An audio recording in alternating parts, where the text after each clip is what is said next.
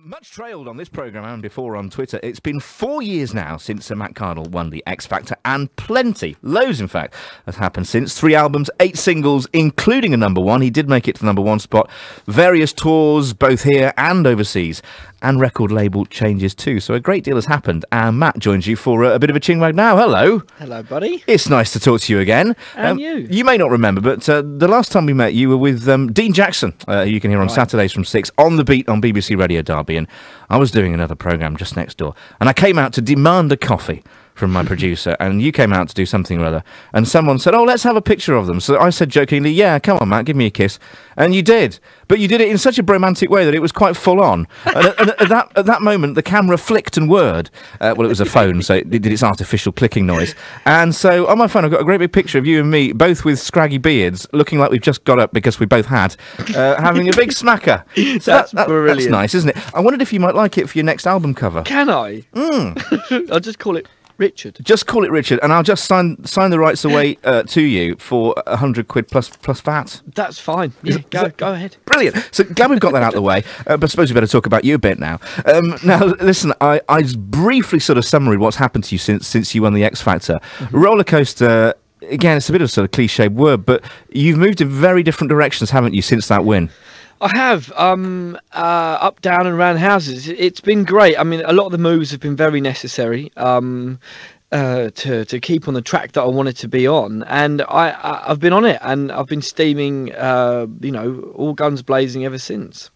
Why do you think it is now so difficult to cut it as a performer? Because I know that there are so many youngsters that say it's my passion, it's all I want to be, but so few of them ever succeed, and even winners of these great big programs don't succeed. So what does it take to sort of keep your head above water? It's just hard work, Richard. Honestly, you've got to.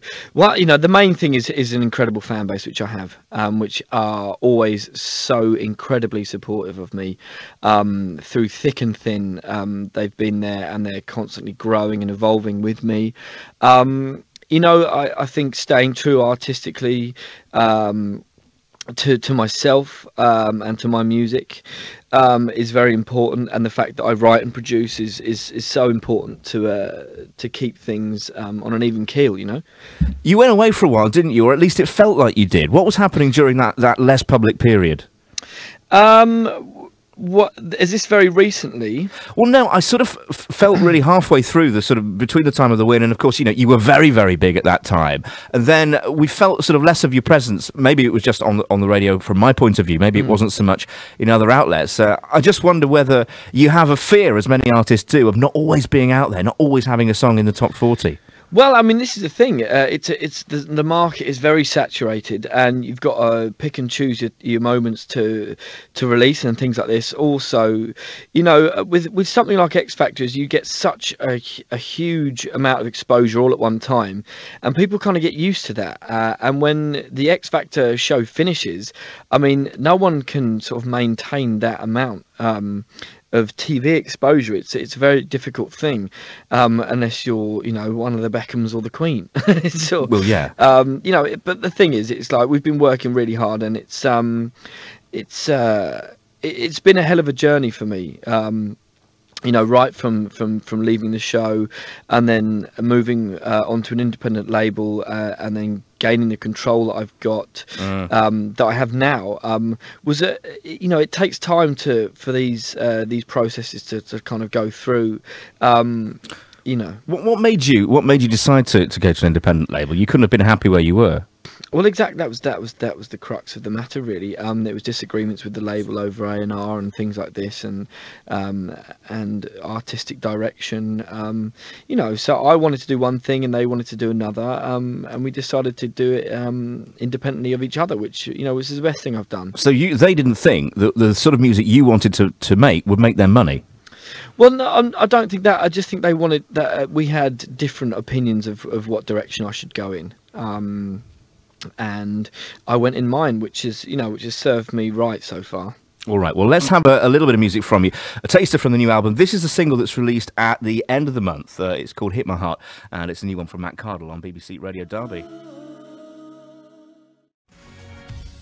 That was the single that comes out at the end of the month from Matt Cardle. It's called Hit My Heart, and it belongs to the album Porcelain, which is already out. 10 good tracks. I've been listening through to them, and we'll play you another one in the next hour of the programme. In fact, we'll play you Porcelain itself. Matt is still with you between now and 3 o'clock, having a little chat about, well, we were just before that, Matt, about the way that you took a change, you made that move, broke away from the people that were, in a sense, tethering you a little artistically, and went to an independent label. You mentioned your fan base in that last part of the chat we were having, and since I tweeted yesterday, just casually, I'm going to be talking tomorrow to Barry Cryer and Matt Cardle.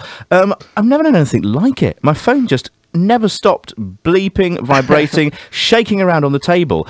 All these people following me, all these people that support you, tweeting things, all the way around Europe, and now they're still bombarding me.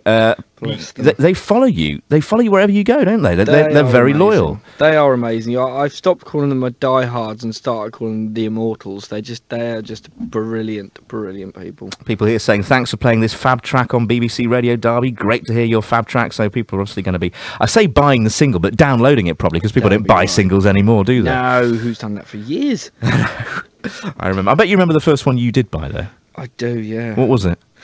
The first album I bought was Michael Jackson, Bad, and then it was Music for the Generation by Prodigy. I think I can let you off those. They're fairly sort of trendy choices, I would say.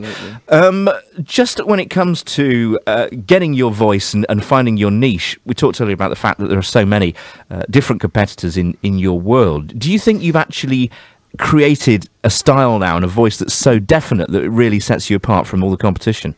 Well, that's the aim. Whether I've done that yet, I'm not too sure, but it's something I'm in the process of doing. It's an ongoing thing for me, and even though it's been 3 years since the X Factor, I'm still only just getting started. Is it still helpful for you that you're billed as I billed you as X Factor winner? Or does that actually think, oh, no, not again? No, I mean it's a great thing. It's a great thing to be associated with, and I won on the biggest year that they've ever had, and seemingly ever will do unless things drastically change. And I'm super proud of that. Do you think that the sort of artists that get either first place or second place, but anyway, go on to have careers now through shows like that, actually realise the world that they're going into? Because, as you've hinted, it's a very hard one. It is, but look, I mean, I had no preconception of the industry or what things would be like on the show or after the show, and I'm sure no one else did either. It's just something that you go for, and as long as you jump feet first, you want to hopefully you come out the other side okay. Tell me a little bit about this new album, because there are a lot of quite high-profile influences and people behind the scenes on it, aren't there? There are. I mean, I've been lucky enough to work with some amazing, I've been writing with some amazing people and working with some amazing producers, just to keep it fresh, keep it the sound changing and evolving, to keep myself interested as well as other people.